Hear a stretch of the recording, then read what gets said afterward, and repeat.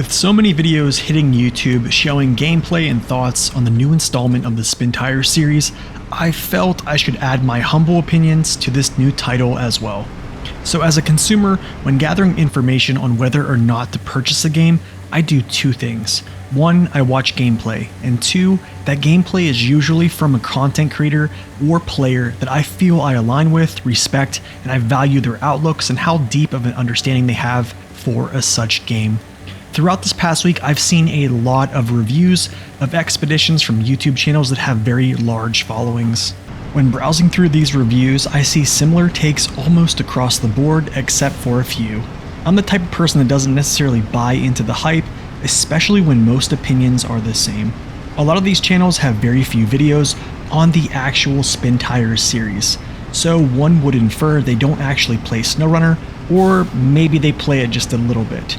So you have to consider where your information is coming from.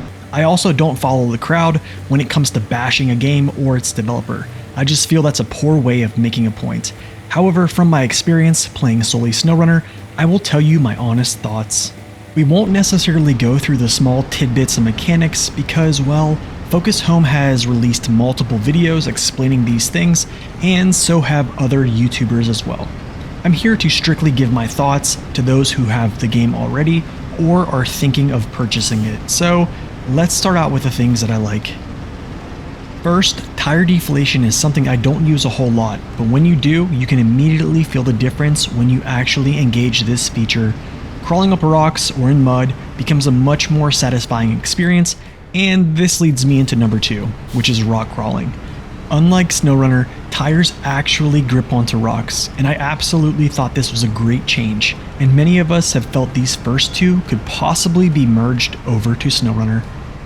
The third change I like is actually called the winch push. This is a feature where you can actually remain attached to a winch point, and you can allow your winch to extend, allowing you to rappel off a cliff, or just the ability to have more control over your rope length. Fourth thing I like is the customization options. However, they do seem a little futuristic, but the side racks and also things of that sort are a great added feature for trucks that might need to take a little bit more fuel along the way.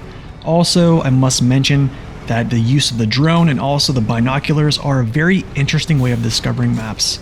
The fifth thing is the trucks feel much more weighty and also stable, and they aren't as bouncy as they are in Snowrunner, so I think this is a very good change. At number 6, the gameplay feels much more slowed down than Snowrunner, and this is evident even when using a high range gearbox. You can notice even when throwing it in high range, the speed is much more toned down, as is all gearboxes in the game basically. Which I actually enjoy this because it gives you the chance to feel more immersed in the game. This allows you to focus on your tire placement, vehicle position, and also your balance because there are no roads. This game is a carve your own path, which is fun in its own way.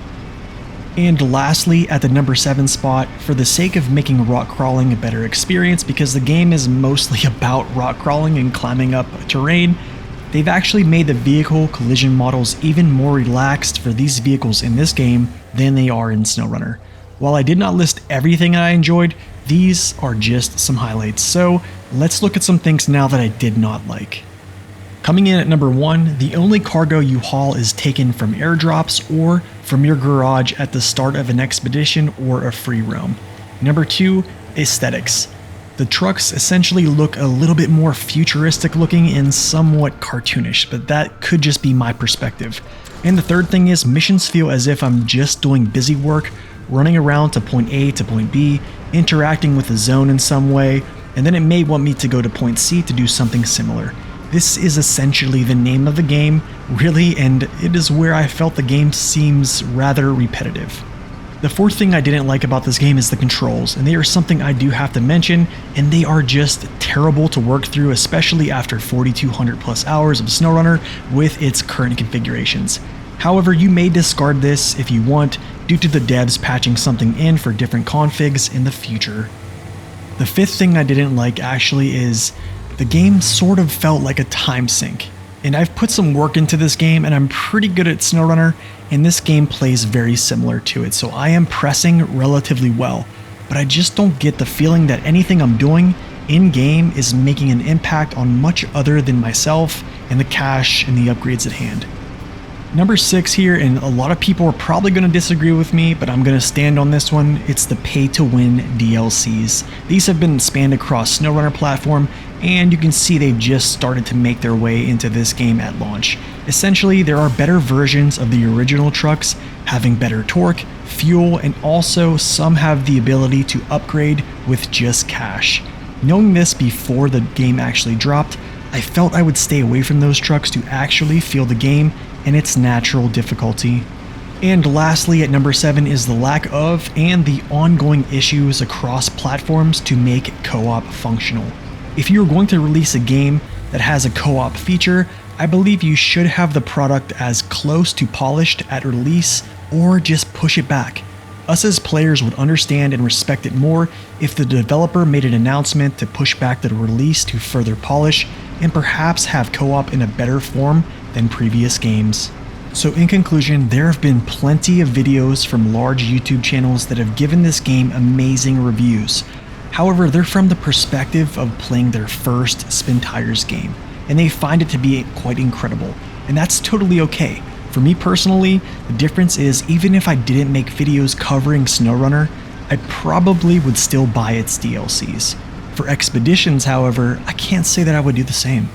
Expeditions has some really interesting features which we've kind of noted here. I didn't mention all of them, and it also has challenges in the game that draw me in. But in truth, I'm drawn to this franchise for the ability to haul mass amounts of cargo and not just feel like I'm completing mindless missions just for the sake of gaining money. In my opinion, Expeditions can be a fun game here and there, but to sink hundreds of hours into it, I'm not sure yet. Then I need to step back and check myself and wonder how I would react to Snowrunner if the release dates of Expeditions and Snowrunner were swapped around.